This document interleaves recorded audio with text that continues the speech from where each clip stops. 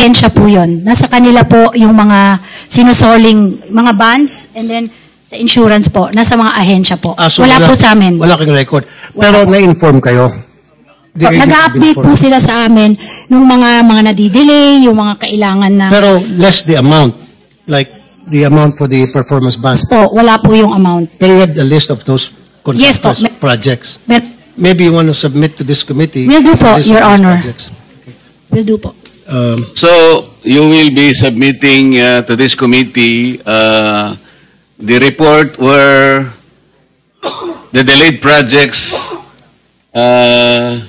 were supported by performance or surety bonds coming from the insurance companies para ma-determine natin yung mga delayed or meron ng liquidated damages ay talagang nagbabayad ang mga concerned insurance companies. Will you be able to submit that to the committee? We will submit po yung mga submissions ng agency po. Thank you. Senator Rapi? Yes, Mr. Chair. Tungkol pa rin sa DBM, iba na sanang tanungin ko eh. Sige. Nandito ba ang pick-up? Very important to Mr. Chair, kaya ako pa gustong tanungin eh. Nandito ba ang pick-up? Yes, Your Honor, I'm here. Nandito? Can pick up? Tapusin muna natin si DBM kasi sorry. baka para makaalis na siya. Oh. Thank you, Mr. Chair. Mr. Chair? For DBM? Yes, Senator. Thank you, Mr. Chair. Secretary Pangandaman, once enrolled bill, yung GAB, General Appropriations Bill, enrolled na sa Malacanang, bago pirmahan ng Presidente yan, di ba kayong mga members ng economic team ay hihinga ng komento or pag-usapan nyo yung enrolled bill, kung okay ba ito o hindi? Yes, Your Honor po. So, yung nakita nyo yung enrolled bill na napakalaking insertions para sa flood control projects at ang malala pa doon ay doon kukunin sa unprogrammed funds. Hindi ka ba parang nakonsensya at hindi mo in-advisean ang Pangulo na, sir, baka pwede nating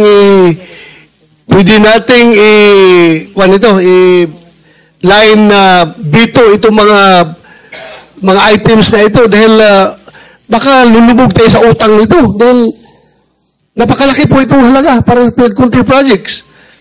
Tapos sa kuan pa, doon pa kukunin sa unprogram. So meaning, pag unprogram, mangungutang talaga tayo ng pera nito from outside sources para mapunduhan ito. At ang nangyari pa, mas priority pa itong pinunduhan, itong unprogram kaysa mga program projects. So, hindi mo pa na-advisean ang Pangulo na pwede nating i-line veto itong mga items na ito. Madam Secretary, ang binabanggit ni Senator Bato, yung mga insertions sa halimbawa noong 2024, 178 billion ito eh. 2025, 137 billion. Flood control lang po ito eh.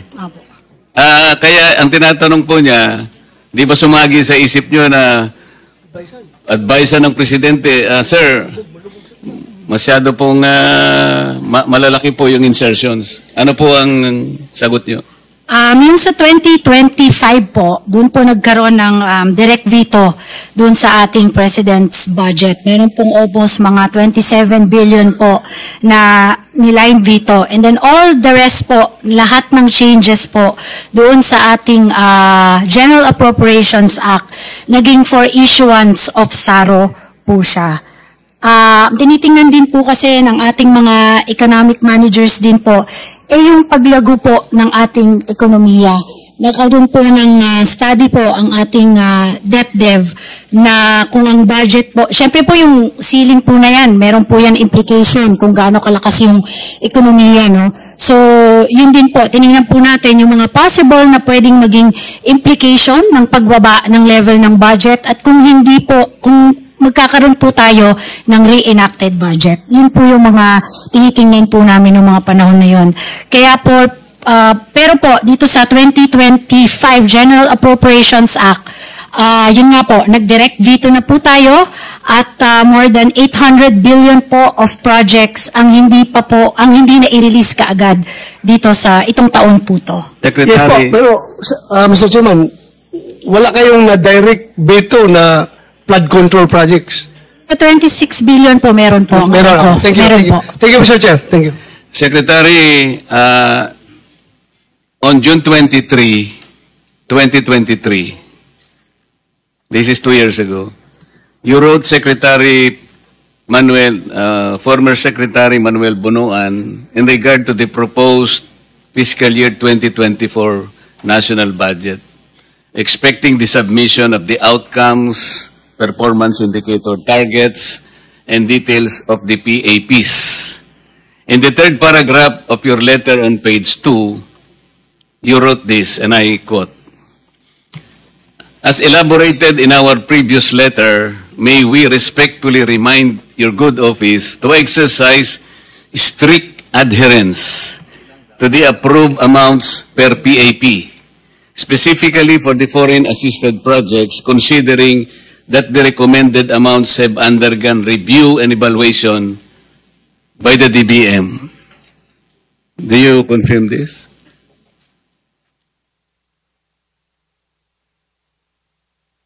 Yes, Your Honor. Kaya po ninyo sinulat ito, Madam, kasi may pangyayari katulad po ng fiscal year 2023. Yung approved ceiling po ninyo galing sa inyo ay 75.7 billion.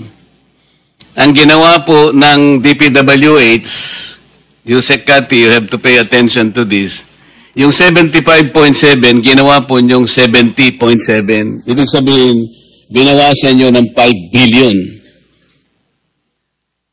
No naman pong 2024, ang ceiling po na binigyan ninyo, Madam, is 97.7. Binawasan po ng DPWH, Yusek Kati, ng 70.7, nawala po yung 27 billion. Kaya ganito pong nangyayari, dahil nga po siguro sa kayang-kaya naman palang baguhin yung NEP ng DPWH, pati sa GAA po, ganun na nangyayari. Noong 2023 fiscal year po, sa GAA, ang PAPs na po, 7.9 billion na lang. Sa halip na 75 billion, alam po nyo, 10% na lang ang natira. Ito po ang masakit pa. Fiscal year 2024, 97 billion ang ceiling, ginawa ng DPW at 70. Inalis ang 27 billion, sa GAA po, naging zero eh. Alam ko po, nag-complain dito ang Pangulo eh. Bakit naman hindi magko-complain ang Pangulo eh? Ito pong mga PAPs, mga flagship projects ito eh. So sabi ng Pangulo, ba't nyo naman ako siniro? Napunta po kasi sa yung mga tinatawag po nilang SIPAG. Yusek Kati, itong SIPAG, ito yung Sustainable Infrastructure Project Alleviating Gaps. Kung ano-anong nomenclature eh. Meron pa silang SSP, Special Support Program. Meron pang CSSP, Convergence Special Support Program. Meron pa kayong 002 eh. Outcome, blah, blah, blah. Flood control projects. Kinukuha po nyo sa flagship project ng President, dinadala po nyo doon sa mga pork barrel. These are the modern pork barrel projects. Kaya po namin pinopoint out ito. Pero Madam Secretary, sinulatan mo sila 2023. Ang sabi mo, to exercise strict adherence to the approved amounts. Dahil kayo po ang naglagay ng... Alam po ninyo kasi because kayo ang nagtitimoni, yung direksyon ng ating bansa ang kapupuntahan. Kayo po ang may mandato noon eh. Pero ang DPWH, talaga pong... Ito ngayon, fiscal year 2026, Yusek Kati, pakinggan mo ito. Ang ceiling na binigay ng Department of Budget, 167 billion. Pero tingnan po nyo sa inyo, ginawa nyo na lang 100 billion. Inalis mo na naman ang 67 billion. Anong justification nito? Kaya po natin iniisa-isa ito. Dito po nanggagaling yung mga kakurakutan. Talaga pong... So, Madam Secretary, winarningan nyo na, nakiusap na kayo, please, strict. Sundan naman po ninyo yung aming mga ceiling. Did you ever confront the DPWH for all this? 2026 po, ito, inalisan na naman kayo ng 67 billion. What will you say? Chair, ito pong mga confirmation namin, we've been very consistent po with the reminders po to all the agencies po and departments. In particular po, yung DPWH. Opo. Sapagkat ito po, tinanggalan na naman po yung ceiling nyo ng 67 billion. The So final... they're not mindful of the kind of directions you want our country to go into. Basta sila lang kung ano yung naisip nila, bawas dito, basta bawas na lang ng ganon. Kasi po, tingnan nyo sa ODA projects na lang natin, kapag po hindi nila pinondohan with sufficient funding, ano po ang mangyayari, Madam Secretary? Kung sakasakali po, yung mga infrastructure, flagship, at saka itong foreign assisted projects, binawasan po nila yung ceiling ninyo. What will happen to the projects? Una-una po, babagal po yung implementation ng mga foreign assisted projects. Pangalawa po is nagbabayad po tayo ng mga commitment fees po sa ating mga creditors. It will generate commitment fees, hindi ba? Yes po. And then you will even sour your relations, bilateral, multilateral, whatever. Tama po yan. So ito po ba hindi iniinda ng DPWH? Hindi ba responsibilidad nila ito?